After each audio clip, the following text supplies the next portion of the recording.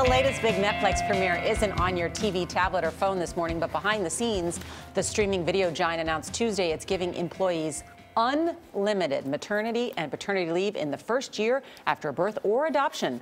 A Netflix blog says, quote, parents can return part-time, full-time, or return and then go back out as needed. We'll just keep paying them normally, eliminating the headache of switching to state or disability pay.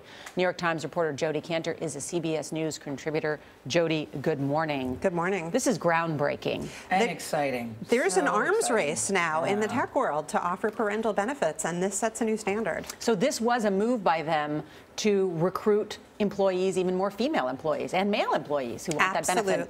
Absolutely. There's a real benefit here, and there is a psychological benefit. When a company says anything you need to do in that first year, take 2 weeks, take 2 months, take a year, employees love it. And it also speaks to this generation of dads who want to spend much more time with their kids. Is it only happening in the tech community?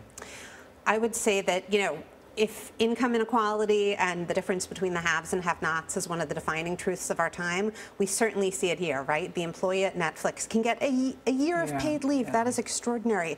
The person making their coffee at the corner store might not even be able to take a sick day to care for an ill child. Yeah, but I mean, that's not a comparison between somebody working in a coffee store and somebody working in tech. I mean, there are a lot of very forward-thinking companies in America. My question is, A, are they being responsive the same way to changing conditions and recruitment of the most talented people who demand this? We do see an upsurge, say, in paternity leave, but what I see in my reporting is almost two conflicting things happening at the same time.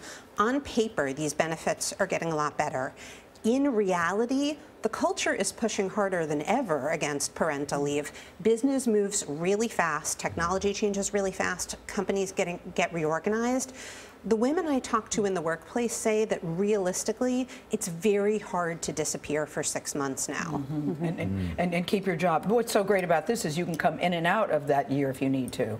So what does a typical company have in terms of maternity leave? I would say in the elite white-collar world that we're talking about, 8 to 12 weeks paid is considered decent leave. It's complicated because disability comes into it.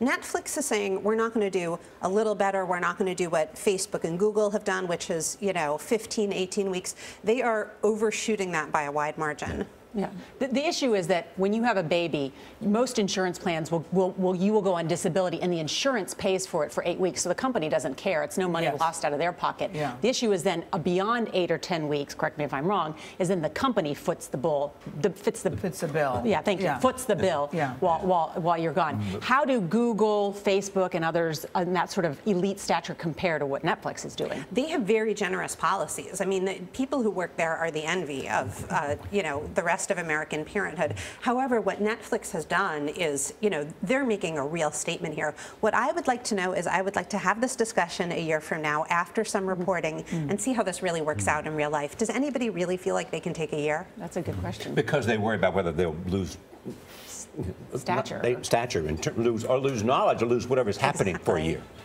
But right now, I think it's fantastic. People are celebrating. Thank you, Jodi.